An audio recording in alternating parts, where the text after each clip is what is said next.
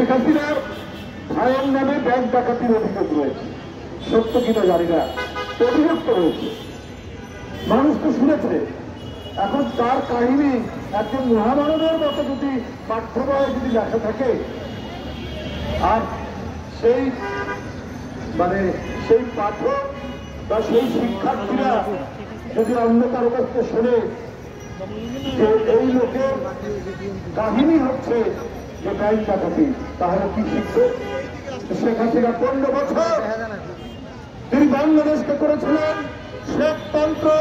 তার কথাই পড়তে হবে, তাদের কথাই জানতে হবে, তাদেরকেই পূজা করতে হবে।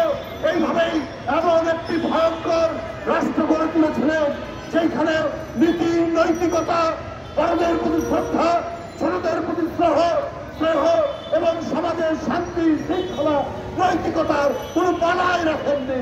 এক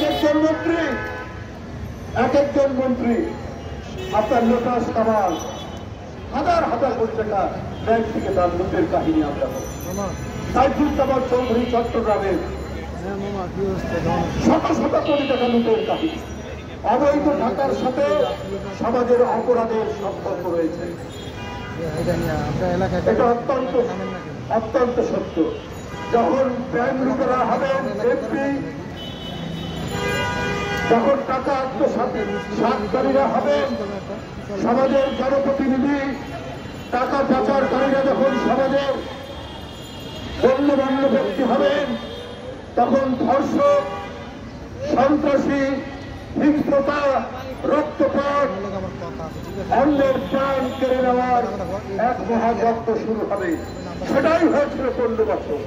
এখন তো সমস্ত রাজনৈতিক দল, গণতান্ত্রিক রাজনৈতিক দল এবং ছাত্রদের আন্দোলনে ডক্টর ইউনূস সাহেব যাকে সমর্থন করা হয়েছে, যার সরকারকে, অন্তর্বর্তীকালীন সরকার, সেই সরকারকে সমর্থন দেওয়া হয়েছে। তাহলে এখন কেন এই পরিস্থিতি তৈরি হচ্ছে? কেন এটা সৃষ্টি হচ্ছে? প্রশাসন কারা? আমরা অনেকবারই বলেছি, কোনদিনই সমাজে ধর্ষণ, খুন, জখম, দুর্নীতির প্রসার ঘটবে না যদি না আপনার প্রশাসন ঠিক হয়।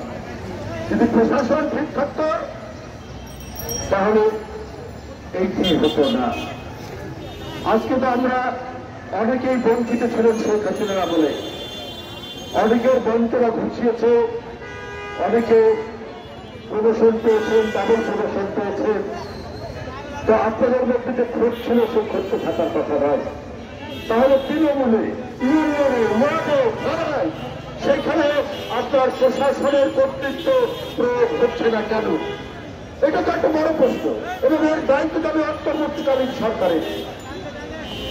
অন্তর্বর্তীকালীন সরকার আমরা যদি কোনো অভিযোগ করি, এটাকে ওনারা ব্যক্তিগতভাবে দেয়, ব্যক্তিগতভাবে নিয়ে কোনো কোনো ক্ষেত্রে খুব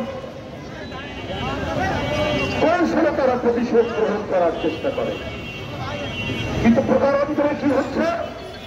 প্রকারান্তরে হচ্ছে আজকে ধর্ষণের পরিমাণ বেড়ে গেছে। আজকে নারীরা নিরাপদ নয়। আজকে আপনার মেয়েকে স্কুলে পাঠিয়ে তার প্রত্যাবর্তন কিভাবে হবে? সে ক্ষতবিক্ষত হয়ে বাসায় ফিরবে, সে স্বাভাবিকভাবে বাসায় ফিরবে, তার কোনো নিরাপত্তা নেই। বন্ধুরা আমার, আসিয়ার জন্য সমস্ত আইনি দায়িত্ব দিয়েছেন বিএনপির ভারপ্রাপ্ত চেয়ারম্যান জনাব তারেক রহমান। তিনি দ্রুত গতিতে বিএনপির নারী নেত্রীদেরকে তার বাসায় পাঠিয়েছেন, হাসপাতালে পাঠিয়েছেন, হাসপাতালে পাঠিয়েছেন। বেগম সেলিমা রহমান, আফরোজা আব্বাস সবাই ছুটে গিয়েছে।